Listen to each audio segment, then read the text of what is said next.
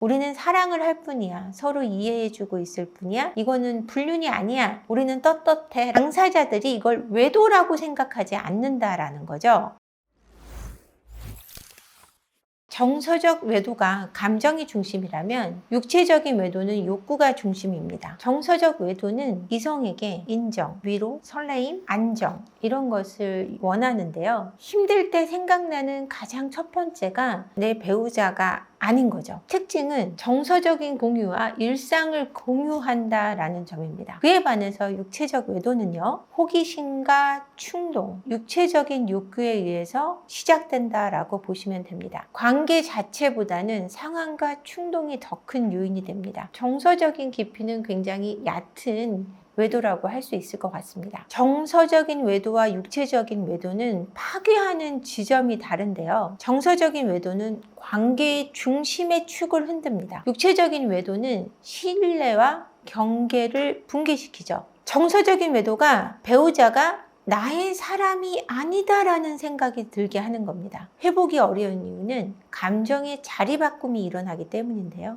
내 마음이 더 이상 너를 향하지 않아라는 상처가 생기게 됩니다. 내 배우자의 마음이 나를 향하지 않는다라는 그 현실은 겪어보지 않고서는 알 수 없는 공허감입니다. 그 공허감과 그 두려움, 그 공포는 체험해보지 않은 분들은 알 수 없는 아픔이기도 하죠. 육체적인 외도는 아까 말씀드렸다시피 신뢰와 경계를 붕괴시켰기 때문에 관계의 규칙을 어겼다는 명확한 룰의 위반이죠. 이 특징은 한 번의 사건만으로도 신뢰를 완전히 무너뜨린다는 겁니다. 정서적인 외도는 시간을 오래 걸려 맺은 관계가 많고요. 육체적 외도는 단발성인 경우도 많이 있습니다. 그에 반해서 이 정서적인 외도가 깊어진 관계는 관계 중독에 가깝게 또는 관계 중독으로 이어져서 끊어내기가 매우 어렵다라는 어려움이 있고요. 그 사람은 나를 이해한다라는 인지적 왜곡을 갖고 접근해 있기 때문에 너와는 다른 나의 또 다른 중요한 핵심 인물로 살아가게 되는 거죠. 그 상간녀나 상간자가. 그랬을 때 그 정서적 깊이가 깊을수록 가정으로 돌아올 확률이 매우 적어집니다. 육체적인 외도는 출장이나 술자리 또는 단발성의 경우가 많이 있기 때문에 차단이나 정리가 쉬운데요. 가장 큰 문제는 이 정서적인 외도와 육체적인 외도가 결합됐을 때 끊어내기가 매우 어렵다라는 점입니다. 또 감정적인 외도는 당사자들이 이걸 외도라고 생각하지 않는다라는 거죠. 우리는 사랑을 할 뿐이야. 서로 이해해주고 있을 뿐이야. 이거는 불륜이 아니야. 우리는 떳떳해 라는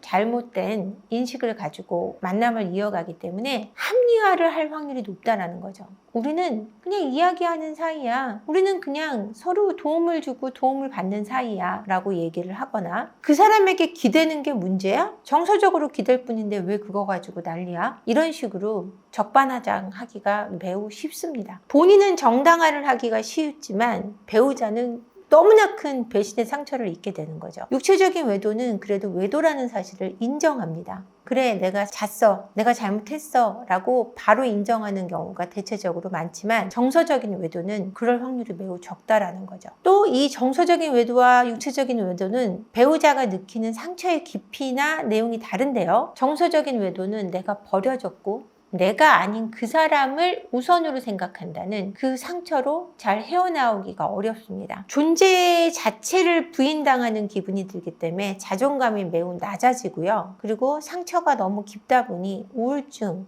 또는 공황장애 이런 것들을 동반할 가능성이 높습니다. 육체적인 외도는 더럽혀졌고 속았고 기만당했다라는 상처를 남기는데요. 매우 수치심이 심해지고 불결하다라는 생각 속에 이 또한 자존감, 내 육체적인 비주얼적인 매력에 대한 자존감이 매우 낮아집니다. 정서적인 외도는 아내들이 상처를 입는 경우가 많고요. 여성들이. 육체적인 외도는 남성들이 상처를 많이 입습니다. 서로 성향이 다른데요. 여성들은 마음을 준 거에 대해서 굉장히 힘들어하고 남성들은 몸을 나누는 거에 대해서 상처를 많이 받습니다. 그래서 외도의 상처 입는 깊이가 다를 수 있습니다.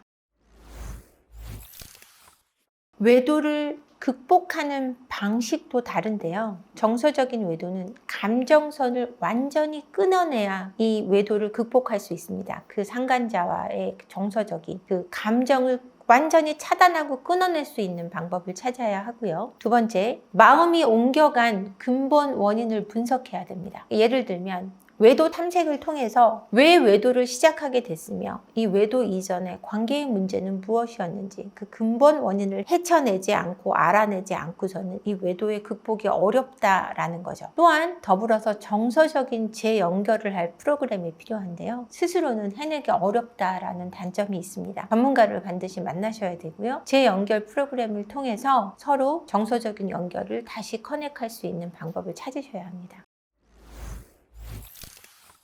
왜 그 사람에게 갔는가를 핵심적으로 다루어줘야 된다라는 얘기죠. 육체적인 외도는요, 사실관계를 먼저 명확히 해야 합니다. 재발 방지 전략을 세우셔야 하고요. 신뢰 회복에 대한 행동을 계획을 세우셔야 합니다. 여러 가지 방법이 있겠지만 일단 두 사람만의 신뢰 회복을 할 수 있는 방식을 원칙을 정하고 함께 해나가셔야 된다라는 거죠. 정서적인 외도와 육체적 외도 중에 어느 것이 더 위험하냐 굳이 알고 싶으시다면 정서적인 외도가 더 위험하다고 할 수 있겠죠. 그 깊이가 너무 깊고 끊어내는 방식이 어렵다라는 겁니다. 마음이 다른 사람에게 갔을 때는 관계 회복에 대한 니즈가 사라집니다. 그 동기를 만드는 것이 매우 어렵다라는 거죠. 그 상간자와 너무 깊이 연결돼 있으면 회복이 너무 어려워진다라는 단점도 있습니다. 더불어서 본인 스스로 외도가 아니라고 믿기 때문에 정당화와 합리화를 짙게 하고 있기 때문에 이 중독을 끊기는 매우 어렵다라는 단점이 있죠. 둘 다 외도지만 정서적인 외도가 회복 또는 회복 난이도, 관계의 파괴력이 크다라는 점 때문에 더 깊은 상처를 남긴다라는 점이 있습니다. 하지만 정서적인 외도를 했던 사람이 만약에 관계를 잘 정리하고 돌아온다면 그때는 다시 제 관계를 설정할 때 더 깊이 있게 또 관계가 회복될 수 있다라는 점이 있습니다. 육체적인 외도가 단발성으로 끝나는 경우가 있지만 그것이 성적인 중독으로 이어질 때는 사실은 그 중독이 훨씬 더 끊기 어려운 경우도 있습니다. 정서적 외도는 갑자기 일어난다기보다는 어느 선을 조금 넘나들다 보면 그 패턴이 쌓여서 어느 순간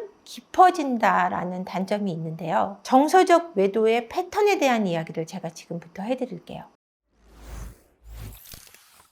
정서적 외도가 시작되는 패턴은요, 첫 번째, 감정 쓰레기통이 바뀌는 거죠. 내가 힘든 이야기를 내 배우자에게 하는 것이 아니라 누군가 다른 사람에게 하기 시작한다라는 점입니다. 그렇게 되면 내 마음을 알아준다라는 생각이 드는 순간 그 사람에게 한 발자국 다가가는 계기가 돼버리죠. 직장에서 힘든 일, 가정 문제, 배우자하고 힘든 관계에 대한 이야기를 다른 사람에게 하고 있다면 그건 외도를 시작하는 지점에 있다고 해도 과언이 아닐 겁니다. 두 번째로, 배우자하고 감정 연결이 얕아진 틈을 타서 공감 대체자가 출현한다라는 거죠. 배우자와의 단절이 시작되고 대화가 끊기는 순간 갑자기 공감하고 들어주는 사람. 너 그래? 너 힘들었겠다. 너 정말 어려웠겠네. 네 마음이 나도 이해가 가. 나도 그런 적이 있었어. 이런 대화가 오고 가다 보면 어느 순간 정서적으로 스며들어 있게 되는 겁니다. 세 번째, 사적인 연락 빈도가 늘어날 때를 들 수 있는데요. 이런 얘기를 주고받다 보면 사적인 연락이 잦아지게 되어 있습니다. 힘들 때 그 사람이 생각나고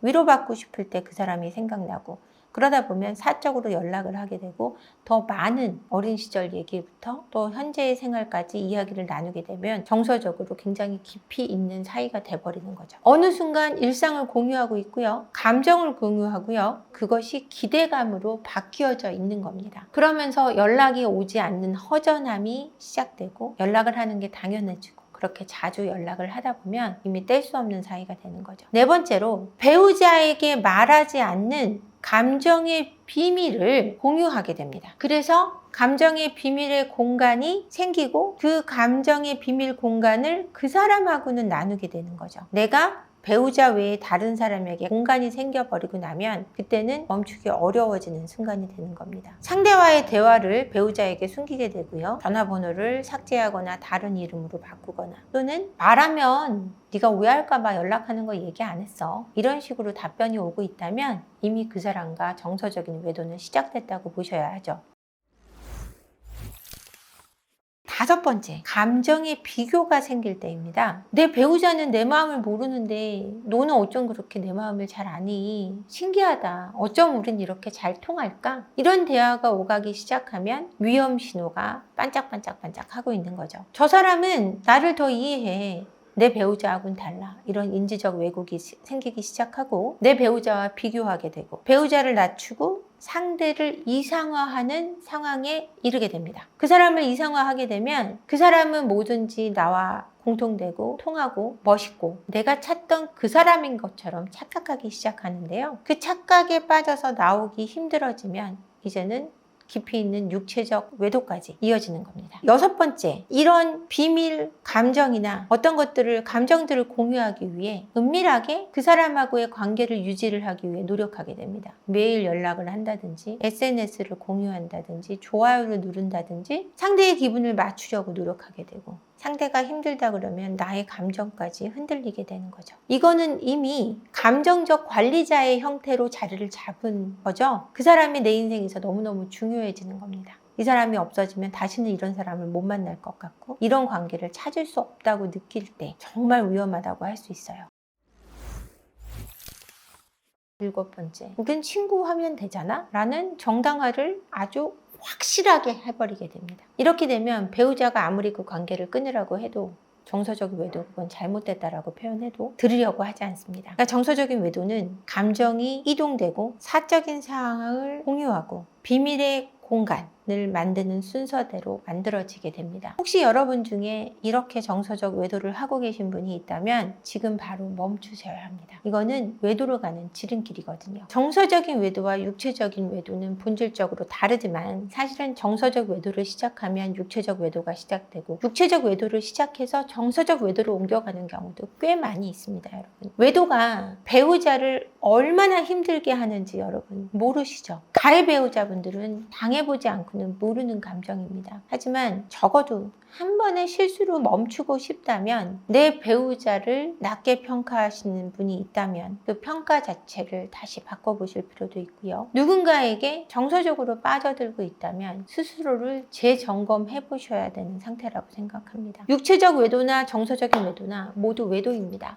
여러분, 정서적인 외도가 법률적으로도 인정받고 있고 보상도 해야 되는 그런 문제 있는 행동이라는 인식을 부디 가지시길 바랍니다. 정서적 외도나 육체적 외도나 모두 치료를 받으셔야 되는 겁니다. 두 분이서 해결하기 어렵다면 내 배우자가 이런 어려움에 처해 있다면 무조건 비난하고 난리를 피우시기보다는 치료를 받아야 된다라는 발전적인 생각을 하셔서 치료를 통해서 건강한 가정을 이어가시기를 바라겠습니다. 고맙습니다.